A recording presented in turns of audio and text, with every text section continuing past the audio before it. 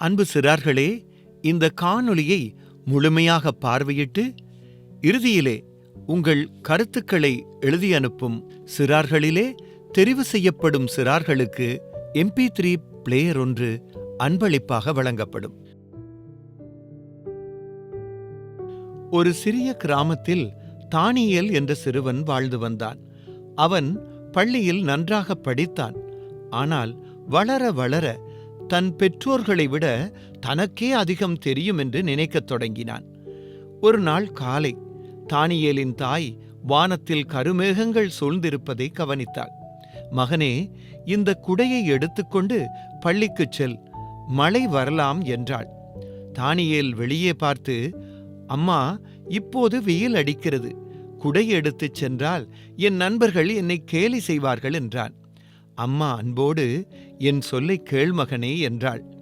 ஆனால் தானியேல் தாயின் வார்த்தையை கேட்காமல் குடையை வீட்டிலேயே வைத்துவிட்டு சென்றான். பாடசாலையும் முடிந்தது.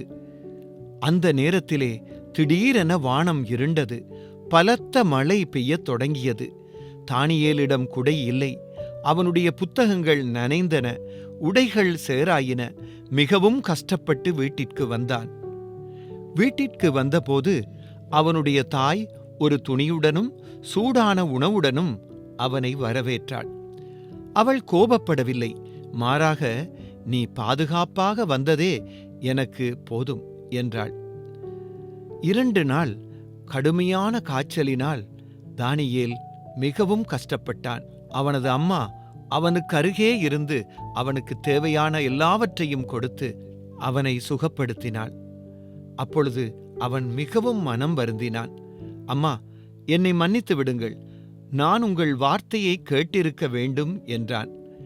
அம்மா அவனை அணைத்துக்கொண்டு, பெற்றோர்கள் குழந்தைகளுக்கு அறிவுரை சொல்வது அவர்களை துன்பப்படுத்த அல்ல, அவர்கள் மீது உள்ள அன்பினால்தான் என்றாள். அன்று இரவு தானியேல் தேவனுடைய கட்டளையை நினைத்து பார்த்தான்.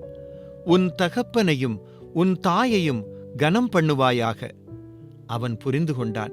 பெற்றோரை மதிப்பது என்பது மரியாதையாக பேசுவது மட்டுமல்ல, அவர்கள் சொல்வதை கேட்பதும் கீழ்ப்படிவதும் அவர்கள் செய்யும் தியாகங்களை மதிப்பதும் ஆகும். அந்த நாளிலிருந்து தானியேல் தனது பெற்றோரை அதிகமாக மதித்து அவர்களுக்கு கீழ்ப்படிந்து வாழத் தொடங்கினான். இதனால் அவன் பெற்றோரை மட்டுமல்ல, தேவனையும் மகிமைப்படுத்தினான். அன்பான பிள்ளைகளே, பெற்றோரை மதித்து அவர்களுக்கு கீழ்ப்படுகிற பிள்ளைகளை தேவன் ஆசீர்வதிக்கிறார். பெற்றோரின் அறிவுரைகள் அன்பிலிருந்தும் அனுபவத்திலிருந்தும் வருகிறது. பரிசு பெற்றுத்தரும் 3 கேள்விகள். முதலாவது, தானியேல் எவ்வாறு தனது தாயை மதிக்க தவறினான்? தானியேல் எவ்வாறு தனது தாயை மதிக்க தவறினான்? இரண்டாவது, பெற்றோர்கள் ஏன் குழந்தைகளுக்கு அறிவுரை கூறுகிறார்கள்? இரண்டாவது, பெற்றோர்கள் ஏன் குழந்தைகளுக்கு அறிவுரை கூறுகிறார்கள்?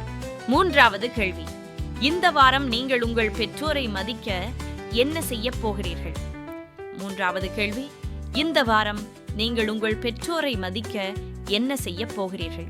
3 கேள்விகளுக்கும் பதில்களை நீங்கள் எழுத வேண்டிய முகவரி TWR லங்கா, தபால் பெட்டி இலக்கம் 2, புத்தளம். TWR லங்கா, தபால் பெட்டி இலக்கம் 2, புத்தளம். முதலில் எழுதும் சிறுவர்கள் அனைவருக்கும் ஒரு அழகிய MP3 பிளேயர் ஒன்று பரிசாக வழங்கப்படும்.